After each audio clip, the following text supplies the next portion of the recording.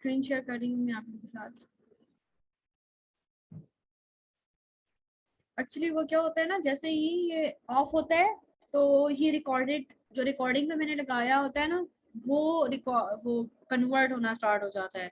ये देखें, ये मीटिंग कन्वर्ट होना स्टार्ट हो जाती है, जो कि सिस्टम को इतना डाउन कर देता है और हैवी कर देता है।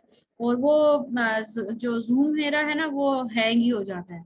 तो इस वजह से वो थोड़ा सा प्रॉब्लम कल भी हुआ था क्लास में, और आज भी इसको मैं देखती हूँ कि कैसे फिक्स किया जा सकता है। मैं खुद इस तरह डिस्टर्ब हो जाती हूँ। चलें, अब तो हो गया, आ गए, स्टार्ट करते हैं। मैंने रिकॉर्डिंग पे लगा दी है। स्क्रीन शेयर हो रही है आप लोगों के साथ और आवाज़ मेरी क्लियर है? मुझे बताएं, फिर स्टार्ट करते हैं, ठीक है?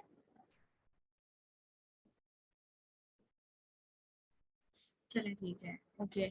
चलें, मैं इसको रिपीट कर रही थी। क्वेश्चन नंबर 1 देख लिया है आप लोगों ने कि जी कोई भी अगर करंट बायर्स हैं तो वो कौन से हैं। क्वेश्चन नंबर 2, टारगेट ऑडियंस कौन से हैं, एज वगैरह, जेंडर वगैरह उसमें पूछा जाता है, ठीक है। Number 3, what is the speciality of your product that customer will come again and keep buying your product, यानी कि ऐसी क्या स्पेशल चीज़ है आपके प्रोडक्ट के हवाले से, वो आप पूछते हैं। वो फिर आपका क्लाइंट आपको बताता है, वो चीज़ आप अपने पास नोट डाउन करते हैं, और जब हम कॉपी बनाते हैं उस वक्त वो हमारे काम आती है, ठीक है। Question number 4 is ask your client whether you can talk to your customer, try to talk, मतलब इसमें यही होता है कि आप अपने क्लाइंट से पूछते हैं कि हमें कुछ ऐसे कस्टमर्स का नंबर वगैरह मिल सकता है जो जिनसे हम लोग बातचीत करके आपकी जो प्रोडक्ट है या सर्विस है उसके रिव्यूज वगैरह हम ले सकते हैं। नंबर 5 में ये है कि आपने कन्वर्जन रेट पूछना होता है। देखें, एग्जिस्टिंग कन्वर्जन रेट पूछने का क्या मकसद होता है, ताकि आप काम स्टार्ट करने से पहले आप जान सकें कि आपके क्लाइंट का कितना कन्वर्जन रेट है, ठीक है। अब वो आपको बताएगा कि भाई इतना कन्वर्जन रेट है, अभी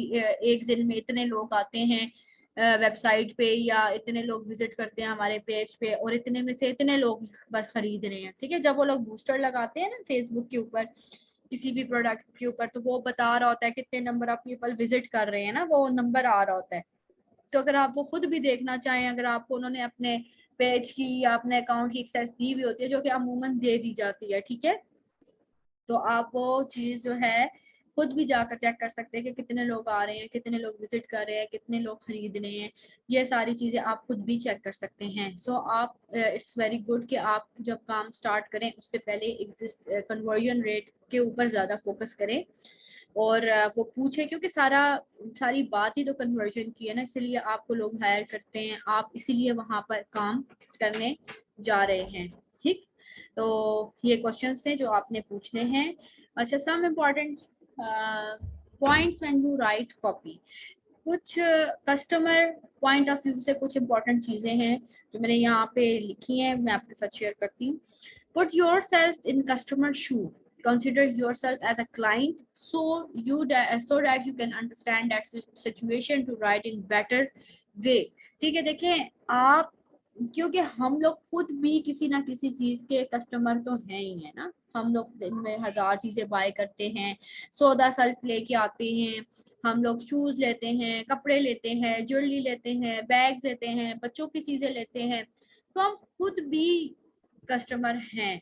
तो जब आप कॉपी राइटर भी हो, फिर आप किसी ब्रांड के लिए लिख रहे हो, ब्रांड के साथ काम कर रहे हो किसी, तो फिर आप क्या करते हो कि आप उस अपने आप को उस जगह पे रख के सोचते हो कि अगर आप इस प्रोडक्ट को, स्पेसिफिक प्रोडक्ट को बाय करने वाले होते तो क्या चीजें देखकर आप बाय करते, ठीक है। 2 मिनट अपने आप को भी रख के आप सोचो, और फिर जो भी पॉइंट्स आपके ध्यान में आते हैं कि अगर आपने कोई ब्रांड है, खाड़ी के कपड़े अगर बाय करने हैं, तो आपने अपने जहन में लिख लेना है, मतलब नोट डाउन करके लिखें कि आप क्या क्या पॉइंट्स, मतलब आप क्या चीजें अपने पास लिख लो कि अगर मुझे ये ब्रांड बाय करना है या ये चीज बाय करनी है, तो उसमें क्या क्या यूनिक होना चाहिए, क्या बजट होना चाहिए, क्या वैल्यू होनी चाहिए, वो सारी चीजें आप अपने पास नोट डाउन कर लो, ठीक है।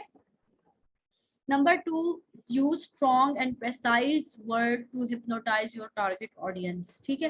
टारगेटेड ऑडियंस, देखिए हमेशा कॉपीराइटर का काम होता है कि वो परसुएसिव और ऐसे वर्ड्स का इस्तेमाल करता है जिसको जो बंदा सुने या देखे या उसको रीड करे तो वो उसको पसंद आए, वो कुछ टाइम के लिए उसको हिप्नोटाइज, यकीन माने कि जो अच्छा कॉपी राइटर होता है वो हिप्नोटाइज कर सकता है दूसरे बंदे को अपनी बातों के थ्रू, अपनी गुफ्तगू के थ्रू, अपनी सोच के थ्रू, ठीक है, पॉजिटिव वे में। ऐसा नहीं है कि कॉपी राइटर्स और नेगेटिव, ऐसा कभी भी ना कीजिएगा, ठीक है, क्योंकि कॉपी राइटर्स के पास वर्ड्स का जो चुनाव होता है वो आ जाता है, अल्फाज का चुनाव आ जाता है, पेशेंस आ जाता है, सब्र आ जाता है, काफ़ी चीज़ें ऐसी होती हैं जिसकी वजह से कॉपी राइटर जो है वो थोड़ा सा बाकी लोगों से डिफरेंट हो जाता है, ठीक है। जब आप प्रैक्टिस करोगे, जब आप काम करोगे, जब आप ब्रांड्स के लिए लिखोगे ना, तब आपको मेरी ये बातें याद आएंगी कि मैं ये बातें या ये वर्ड्स में क्यों कर रही थी, ठीक है।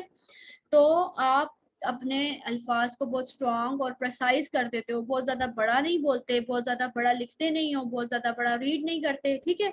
तो ये चीजें जो होती हैं वो ऑडियंस को हिप्नोटाइज कर सकती हैं, ठीक है। Offer to your client impressively to get their attention towards your product such as buy one get one free। ठीक है, देखें अब आप अपने क्लाइंट के साथ इस चीज को डिस्कस करके कि कोई, क्योंकि जो एक आम सी बात है by one get one free या इस तरह के जो फ्री के जो वर्ड्स होते हैं ना वो कस्टमर को बहुत अट्रैक्ट करते हैं, ठीक है। तो आप जब कॉपी लिखो तो कोशिश करो कि इस तरह का कोई कोई ऑफर जरूर साथ होनी चाहिए। अगर अगर आपका क्लाइंट अफोर्ड कर सकता है कोई by one get one free या बाय वन कोई छोटी प्रोडक्ट अदर फ्री दे दो साथ में, या एक चीज बाय करो तो दूसरी चीज की प्राइस 50% लेस हो जाएगी, कुछ इस तरह के जो इंसेंटिव्स हैं वो आप प्रोवाइड कर सकते हैं, अपनी कॉपी में लिख सकते हैं। जब आप कॉपी बनाएंगे तो उससे ये होता है कि वो अट्रैक्शन ज्यादा क्रिएट होती है रीडर के लिए, ठीक है। Stay up to date every time, ठीक है, ये भी एक इम्पॉर्टेंट चीज है एक कॉपी राइटर के लिए कि वो अपने आप को हमेशा अप टू डेट रखे, जिस ब्रांड के साथ काम कर रहा है उस हवाले से भी अपने आप को अप टू डेट रखे, उसमें कोई नया फीचर आया है, ठीक है, मतलब उस ब्रांड में प्रोडक्ट में कोई नया फीचर आया है, कोई नया प्रोडक्ट लॉन्च हुआ है या कुछ भी है वट एवर इट इज, ठीक है, तो वो अपने आप को अप टू डेट रखे। अगर एक सक्सेसफुल कॉपीराइटर बनना चाहते हो, लॉन्ग टर्म ब्रांड्स के साथ काम करना चाहते हो, इसमें आप ब्रांड्स के साथ भी काम करोगे, लोकल लोगों के साथ भी काम करोगे, लोकल ब्रांड्स के साथ भी काम करोगे, अपनी सिटी के अंदर काम कर सकते हो, फेसबुक पे, दराज पे, अमेजोन पे, जितने बिजनेसेस हैं आप खुद देख लो कि दुनिया में इस वक्त लोग व्हाट्सएप के थ्रू भी बिजनेस कर रहे हैं, ठीक है। आप अपना खुद का कोई बिजनेस करना चाहते हो तो उसके लिए आप वर्डिंग आ जाएगी, आप खुद अपने लिए काम कर सकोगे, ठीक है। नहीं तो लोगों के लिए ये सर्विस प्रोवाइड करके अच्छी इनकम जनरेट कर सकते हो खुद के लिए, सही है। और बहुत सारे फायदे हैं जो इंशाल्लाह आपको होने वाले हैं। Give the priority to your clients hope expectations fear and state of mind, ठीक है। आपने जब आप जो आपका क्लाइंट होता है, ठीक है, उसको हमेशा आपने उसकी फियर्स का, उसकी उम्मीदों का, उसके जज्बात का, उसके जहन का ख्याल रखना पड़ता है, एहसास करना पड़ता है, उसको उसकी ज़्यादा सुननी पड़ती है और अपनी कम बतानी पड़ती है, ठीक है। जब आप उसको वैल्यू प्रोवाइड करते हो, उसकी एक्सपेक्टेशंस को, फियर्स को समझते हो, तो एक लॉन्ग टर्म रिलेशन आपका आपके क्लाइंट के साथ बन जाता है, ठीक है। और अगर हम कस्टमर की बात करें तो each customer had different type of fear, hopes, dream, pain point, expectations and priorities, ठीक है। अब अगर हम कस्टमर की बात करते हैं, जिसके लिए हम लिख रहे हैं, जो हमारा रीडर है, जो टारगेट ऑडियंस है, तो उनके भी कुछ फियर्स होते हैं, कुछ होप्स होते हैं, कुछ ड्रीम्स होते हैं, कुछ पेन पॉइंट्स होते हैं, जो एक्सपेक्टेशंस होती हैं, प्रायोरिटीज होती हैं, कोई भी प्रोडक्ट जो बाय करते हैं उसको लेकर, ठीक है। अगर मैं अभी आपसे पूछूं एट द स्पॉट कि उस दिन हमने ज्वेलरी की एग्जांपल ली थी, ठीक है, अभी भी उसी अगर एग्जांपल को कंटिन्यू करें तो मुझे आप लोग बताएं कि अगर आप ज्वेलरी खरीदने जा रहे हैं तो आपके उस ज्वेलरी को लेके क्या फियर हो सकते हैं, अपने अपने फियर बताएं। जी जी बिल्कुल, जितने मर्जी क्लाइंट, 2 से 3 clients at the same time रख लें, 4 रख लें, जितना आप अफोर्ड कर सकते हैं। जी क्या फियर हो सकते हैं, सब अपना अपना फियर बताएं जो भी ज्वेलरी लेने जा रहा है।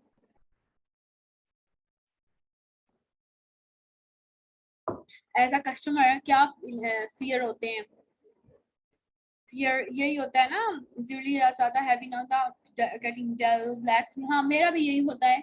अगर मैं आर्टिफिशियल ज्वेलरी लेती हूँ तो मुझे ये फियर होता है, जो मेरा फियर है वो ये है कि वो उसका कलर फेड ना हो जाए, या वो डल ना हो जाए, या वो डिस्कलरेशन ना हो जाए। ठीक है, ये मेरा फियर है। आप लोगों के सबके अपने अपने फियर बिल्कुल ठीक हैं। नेक्स्ट, होप क्या होती है किसी भी प्रोडक्ट को आप लेके, या अगर हम लोग लेने जाते हैं, प्रोडक्ट लेने जाते हैं, तो हमारी क्या होप होती है, क्या होप होती है, क्या उम्मीद लेके जाते हैं हम, कि चलो फियर तो ये है कि भाई डल ना हो जाए, ये ना हो जाए। तो होप क्या होती है, ड्यूरेबिलिटी, स्किन डैमेज ना हो।